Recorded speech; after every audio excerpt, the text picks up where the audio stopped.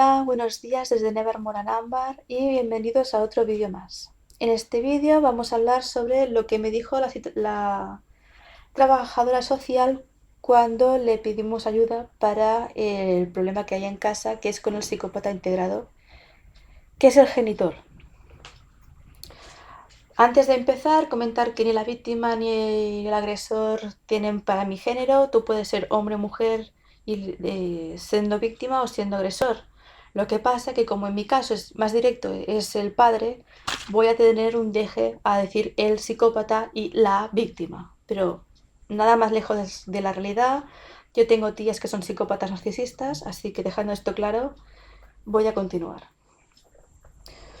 Como sabéis, en el vídeo anterior expliqué que el genitor psicópata lleva desde el 17 de noviembre de 2022 con herpes zóster y nos hacía bioterrorismo en casa, cogiendo, por ejemplo, las toallas limpias tendidas de la casa, y se ve que se restregaba en ellas donde había pus y sangre provocado por el herpes que tenía, y nos las volvía a dejar ahí como si nada. Entonces tú las cogías para irte a duchar y cuando ya te habías duchado, pues te secabas el cuerpo y veías que había manchas de sangre que estaban encima tiernas, o sea que no estaban secas.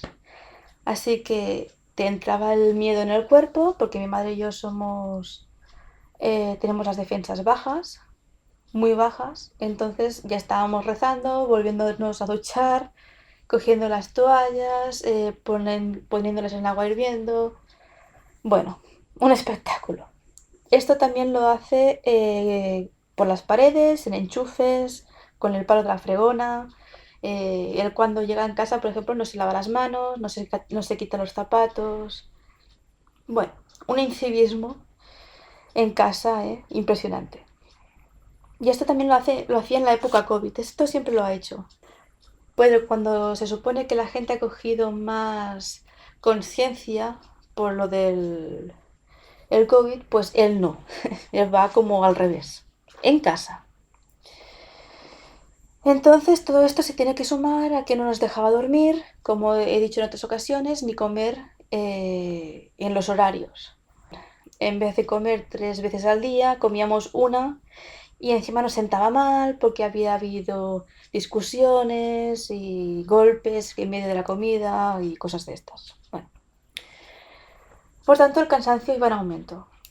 Un día nos llamó la trabajadora social para saber cómo evolucionaba la situación en casa, y al comentarle lo que os acabo de decir, nos dio día y hora para ir al centro una semana después. Entonces aquí te haces la primera pregunta. ¿No te pueden decir la información o hacer la visita telefónicamente? Porque ya has dicho que estás cansada y agotada y que no puedes dormir. Pero, otra vez, creímos que quizá la información que nos diría era tan magnífica, tan impresionante, que quizá era mejor decirla cara a cara. Así que el día 20 de enero a las 6:15 de la tarde fuimos. Al entrar había una chica que era la trabajadora social, nos atendió, parecía agradable, nos atendió de primeras bien, ¿no? No nos mostró ninguna mala cara, que en otras ocasiones ya sin decir nada se muestra. Así que bueno, de momento, bien. Y nos preguntó cómo nos llamábamos, porque la visita era para mi madre, pero yo fui como refuerzo, ¿no? Y también para explicar la relación que teníamos entre mi madre y yo. Una vez esto ya quedó establecido, te hacen siempre la primera pregunta, que es ¿cómo ha ido la última semana? Esto te lo van a preguntar aquí y te lo van a preguntar también en el 016. Eso te lo dicen por, primera razón, te la preguntan por si en la última semana ha sido tan grande lo que ha sucedido que ha hecho que ya no puedas más. O porque como tu historia puede ser muy larga, no lo saben, pero puede ser realmente larga, mínimo de un año, ellos van por trabajo y no están para escuchar toda tu historia. Por tanto, siempre te preguntan la última semana. Bueno, mi madre pues le contó que le intentó contar un poco lo que había pasado, y pues claro, estaba en estado de shock, yo también, pero entre las dos íbamos sacando lo que había pasado, pero nos dejábamos cosas, claro. Entonces le dijimos, por ejemplo, pues mira, cuando tú le hablas, no te contesta. Te hace repetir las cosas 3 o 4 veces. Te hace levantar la voz porque hace ver que está sordo. Entonces es cuando él empieza a chillar. Después no te deja dormir. Después, cuando tú comes, da semejantes golpes que no te entra la comida por la garganta. Después se queja de la comida. Bueno, después acoge la puerta y la cierra de un golpetazo, pero porque sí, porque le apetece. Eh, y bueno, esto es lo que iba sucediendo, más el cansancio y todo lo que ya he explicado. Entonces, siguiente pregunta. No vamos a analizar nada de esto, vamos a hacer otra pregunta. Y ella nos dijo, ¿esta situación desde cuándo sucede? Y mi madre le dijo, desde hace más de 30 años.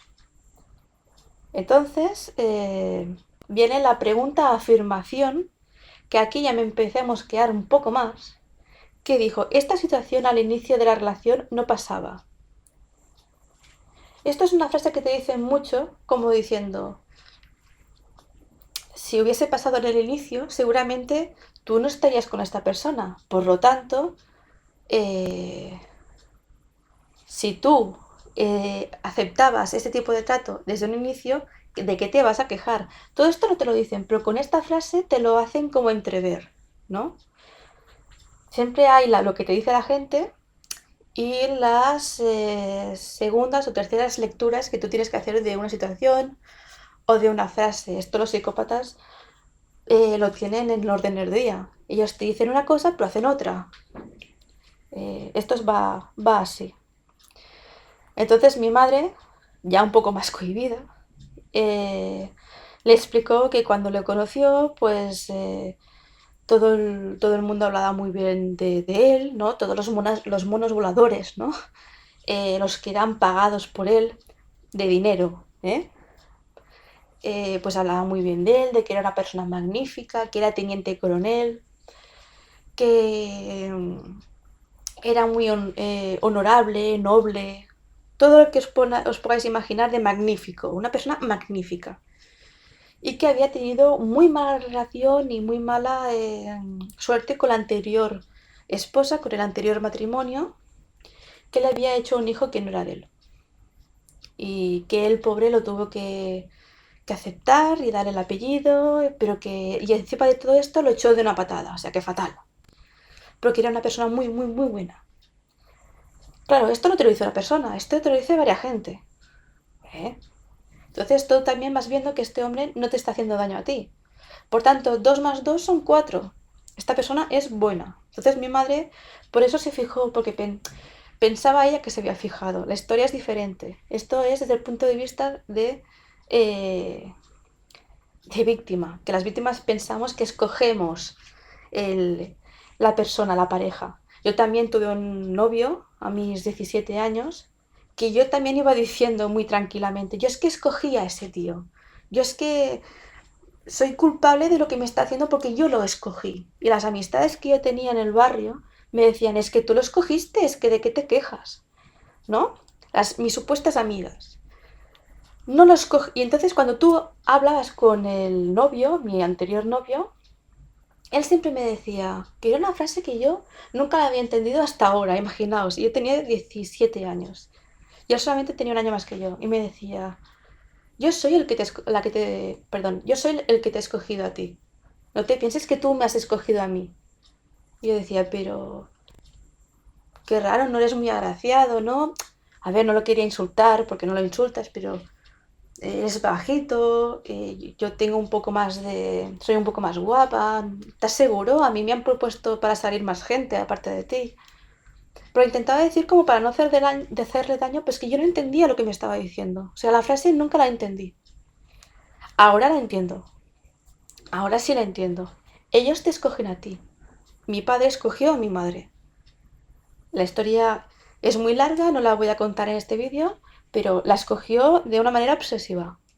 Así que bueno, continuando desde el punto de vista de mi madre, él era una buena persona, que hacía mucho bien al pueblo, que ayudaba a la familia y todo esto, que nada era verdad, en realidad.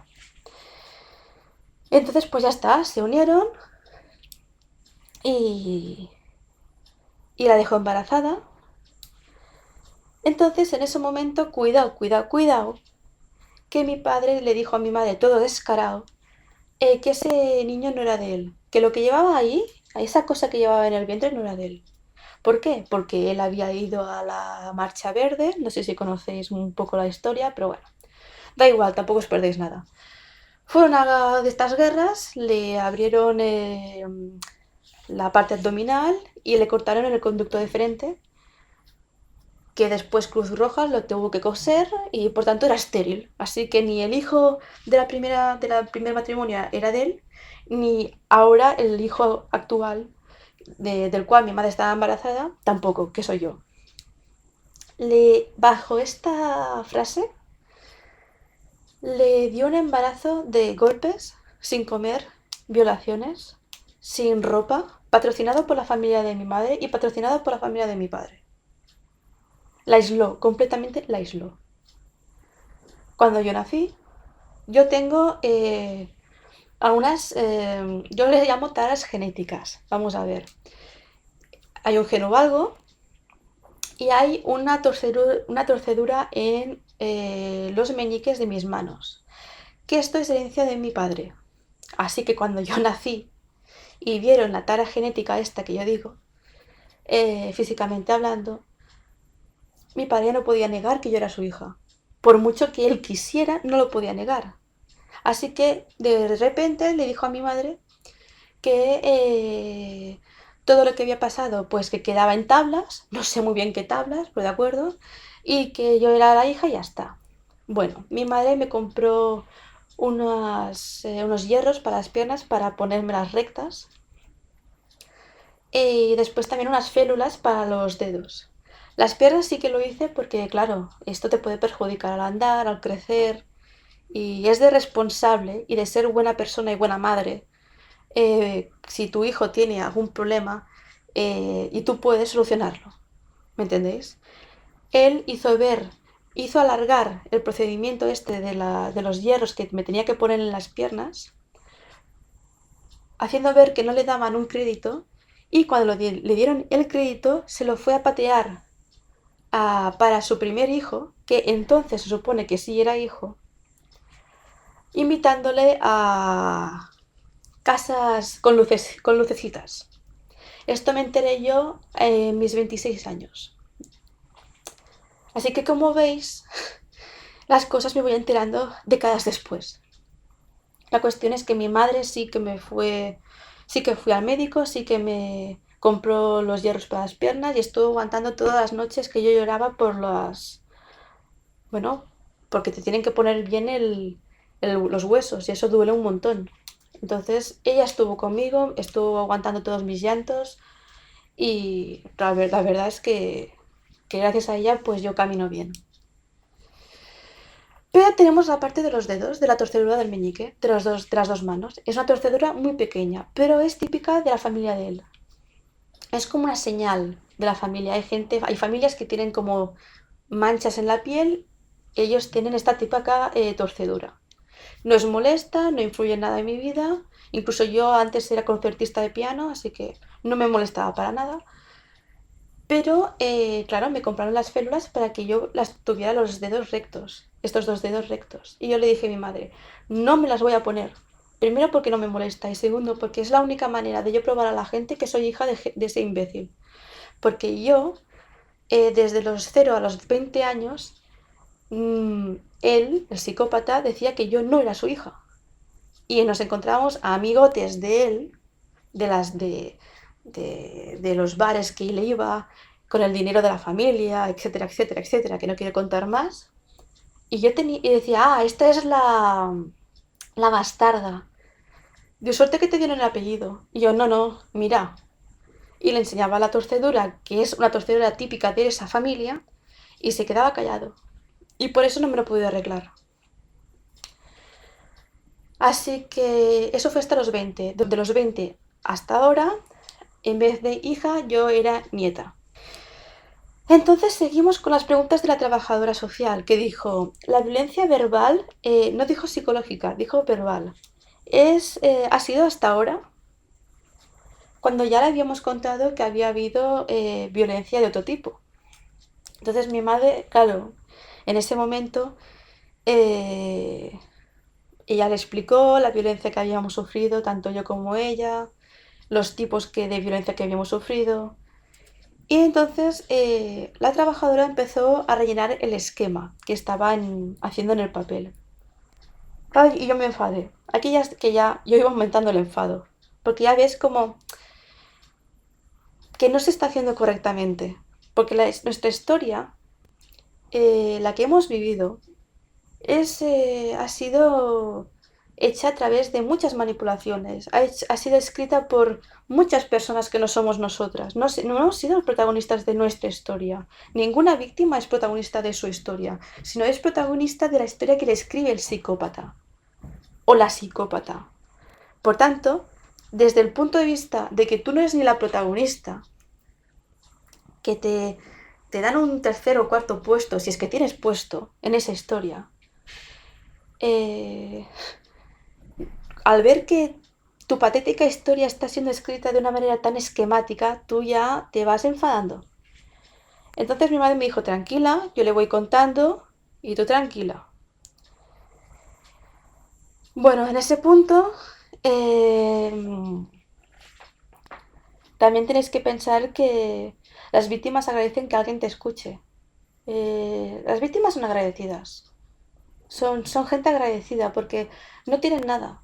Es decir, les van sacando las ilusiones, los derechos, les van sacando todo. Como ya sabéis vosotros o vosotras, las víctimas son gente que son agradecidos a la que tú les prestes un poco de cariño o les prestes un poco de tu atención o de tu tiempo, porque no lo tienen diariamente. Entonces, claro, en ese momento en que te está escuchando la trabajadora social, parte estás agradecida. Pero en otra parte dices, ¿me estás escuchando bien? Hay ese pensamiento dual, ¿no? Entonces también tenéis que pensar que yo ya he contado muchas veces esta historia y mi madre también.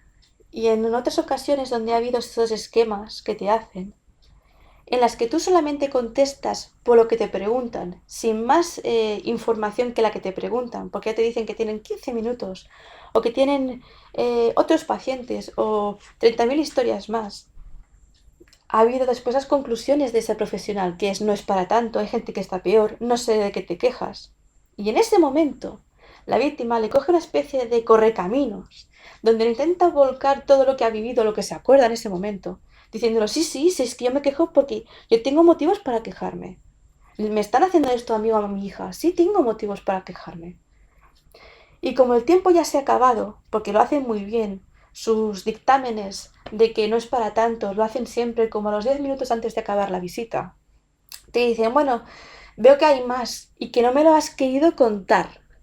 Si quieres otra visita, paga 60 euros. ¿Cómo te quedas? Pues estafada.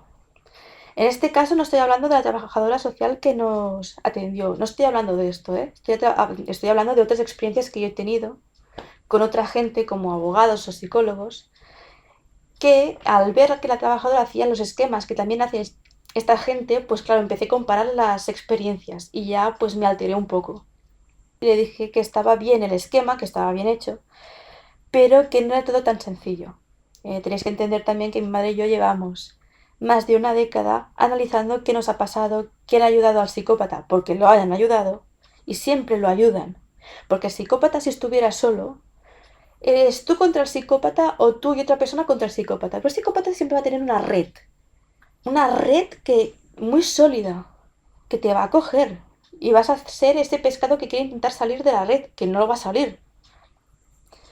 Pues esta es esa sensación. Así que llevamos más de una década analizando, viendo el por qué lo han ayudado, qué beneficios tenían en ayudar al psicópata e ir contra mi madre y contra mí. Todas las manipulaciones, estafas de todo tipo que han habido. ¿Cómo paramos para que sea un esquema? Así que en ese momento mi madre me dijo que todo estaba bien, que ella hablaría. Continuando con la historia de la trabajadora social, le explicamos lo que pudimos y cómo la familia de ambos estaban involucrados y patrocinaban todos estos dramas y las golpizas y todo. En lo que la trabajadora dijo, ¿hay alguien de tu familia que te pueda ayudar si pasase algo? Si pasase algo quiere decir si quizá él se porta de una manera más agresiva, si nos tienen que hacer marchar de la casa, cualquier cosa de estas.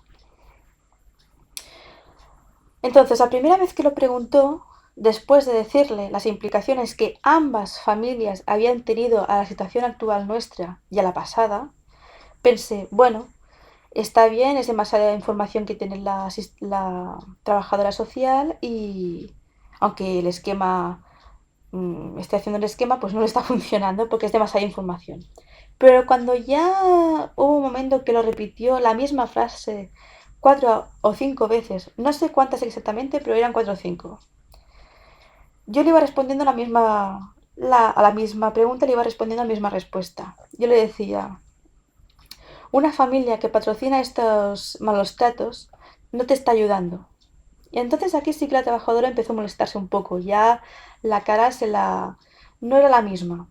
Ya yo como que me sentía que yo molestaba, ¿no? En el discurso. Así que dijo, bueno, pues ya está, ya tengo más o menos un poco la idea. Y nos dijo que ella podía derivarnos a 2 sitios. A uno que se llama Sara y el otro pues no me acuerdo. Y que esto dependía de un test de unas 8 preguntas, pero que vamos, que era mejor ir al Sara. Bueno, este test ya se le hizo a mi madre en julio-agosto por la otra trabajadora social, pero se ve que no constaba en el expediente de mi madre. Un poco raro, pero también lo vamos a dejar pasar, como todo. En ese momento yo le pregunté a la trabajadora social si mi padre podía optar o hacer un tratamiento psiquiátrico debido a todo lo que le estábamos contando y a lo cansadas que estábamos por toda la situación. Y que teníamos pruebas, que no íbamos sin pruebas, que si teníamos que llevar pruebas las llevábamos. Y me dijo que él, el psicópata, es el que tiene que decidir ir al psiquiatra o no. Después de contarle todo, así que le dije que el genitor se ha pasado 12 años, por si no era suficiente lo que nos había dicho nosotras, que parecía que no, pues le dije que había estado durante 12 años engañando al doctor de cabecera que ella conoce y nosotras incluso con pruebas demostrándole al propio doctor que lo que había dicho este hombre durante 12 años era mentira y que el doctor no le había derivado a un psiquiatra. O sea, ya no era una cuestión que nos había hecho nosotras, dos supuestas desgraciadas, que yo no me lo considero, pero así es como ya te hacen, te notas, ¿no? Y cuando tú cuentas una cosa, te desangras, revives, lloras, porque lloramos. Y ves que al final del día te dicen, bueno, con la información que me habéis dado, te puedo derivar a 2 sitios. Hostia, esto no me lo podéis haber dicho cuando te hemos llamado. O cuando tú nos has llamado. ¿Hace falta que te contemos todo? ¿De verdad? A ver, no sé. Pues le dijimos lo del médico. Yo le dije lo del médico. Aquí sí que ella dijo, hombre, pues si esto ha sido así, condicional, lo que podemos hacer es o una intervención, es decir, que el doctor y la trabajadora hablen con el psicópata. Es decir, contarle al psicópata que nosotras estábamos pidiendo ayuda y estábamos hablando de más para que después este hombre vuelva a casa y a ver qué sucede cuando vuelve a casa, que para mucho menos, él nos ha roto cortinas, grifos, televisores, máquinas de afeitar, patadas en las puertas que están las marcas, golpetazo en las paredes con el bastón, o sea, por Dios. Y la otra opción era que fuese a un proyecto parecido al proyecto de rehabilitación de esto de Proyecto Hombre, pero para maltratadores, para que le dijese, mira señor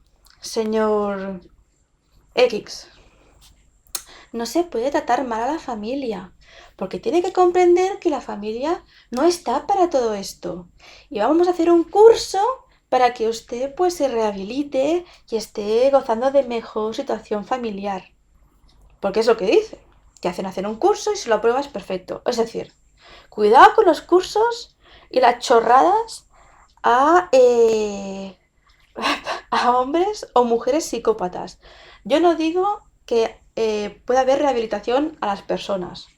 Bueno, no lo voy a discutir en este momento porque no es el tema y me voy a guardar la opinión. Pero a psicópatas no los vas a reeducar nunca. No es una cuestión de reeducación, es una cuestión de que ellos son diferentes, piensan diferente, la estructura cerebral es diferente. Hay pruebas de escanes mentales donde se ve que las conexiones son diferentes. Esta gente es diferente, es otra especie, es otra cosa. Lo que pasa es que se camufla con los humanos normales y nos joden la vida. Y no hay ley que los pueda incriminar. Es que no hay ley. Así que conclusión. Te vuelves a ilusionar, te desplazan hacia el sitio, vuelves a recordar todo lo que has vivido, que son 30 años concentrado, o quizá más, porque ya coges también cuando eras, en caso de mi madre, cuando ella era pequeña, porque ella también viene de una familia psicópata. Ella no lo es, gracias a Dios. Yo tampoco lo soy, también gracias a Dios. Pero ella viene, igual que yo vengo de parte de mi padre, ella viene también de parte de su padre. Entonces, claro, vuelves a recordarlo, vuelves a concentrar, a hacer un zip de todo lo vivido explicado en 30 minutos y no hay ayuda real. Sales con la sensación de... No, no es depresión, ¿eh? Es de impotencia, de frío, de... Yo, por ejemplo, dejé de hablar, o sea, cuando salimos del sitio, yo me quedé sin habla durante más de media hora, tres cuartos de hora. Mi madre me iba hablando, pero yo no hablaba, o sea, no me salía la voz. Y ella estaba blanca. Intentaba animarme, pero estaba blanca. Es decir, la solución de todo lo que le habíamos explicado durante media hora porque no tenía más personas, ¿vale? No es por nada más. Ya nos dejó a última hora precisamente porque yo creo que ya le habían dicho que la situación era complicada y que íbamos a hablar. Pero la conclusión es que fuésemos al Sara, que es el centro de mujeres, que por cierto nosotros vivimos en una ciudad bastante reconocida. Y el Sara está atravesando toda la ciudad en otra población. Es decir, después el ministerio dice que va recibiendo millones y millones y millones de euros, pero yo no veo que se hagan casas cerca de donde está la población. O sea, no vivimos en un pueblo, vivimos en una ciudad muy importante, reconocida en España, como para que te vayas a otra población para pedir ayuda o para informarte de pedir ayuda, que después otra es otra cosa. Le dijimos a la trabajadora, pero tenemos que ir hasta ese sitio si estamos agotadas, si no dormimos, y no sé qué. Y nos dijo, hombre, telefónicamente no atienden. ¿Pero cómo es posible? ¿Pero cómo es posible que en el siglo XXI, en 2023 iba a decir, cómo es posible que no puedas recibir la información a través de Skype, una videollamada? No sé. Yo es que, yo no sé. Esto es la información que tengo. No la pude contrastar. Sí que miré la web del Sara, pero me pareció que tampoco era una web muy informativa. Sí que es informativa por ciertas cosas, pero no por las cosas que a mí me interesaban. Así que bueno, al salir del recinto, nada, no pasó nada. Fuimos a casa y fuimos a comprar para aprovechar un poco el tiempo y para que el psicópata no viera que no habíamos hecho nada también. Y ya está. Y al día siguiente mi madre al despertarse tuvo una hemorragia nasal, porque cuando ella tiene que explicar durante 30 minutos, 30 y pico años de su vida, pues es obvio que después va a tener consecuencias en su cuerpo. A pesar de que no dormimos, a pesar de todo lo que pasa, sí vamos a pedir ayuda, sí vamos a informarnos y esto es lo que pasa. Aunque el psicópata engaña al médico durante 12 años, aunque el psicópata haya engañado a sus amigos de abajo del bar durante 15 años o 10 años, aunque, nadie hace nada. Así que bueno, esto es lo que quería decir. Como veis, me enfado un poco porque cansa, toda esta situación cansa, pero creo que tenía que comentarla, tenía que hacerla pública porque yo creo que es importante. Deja tu comentario abajo, siempre os lo leo y, y siempre contesto. Un like y suscribiros por favor por apoyar al canal, para darle visibilidad a todo esto y para ayudarme, la verdad. Muchas gracias.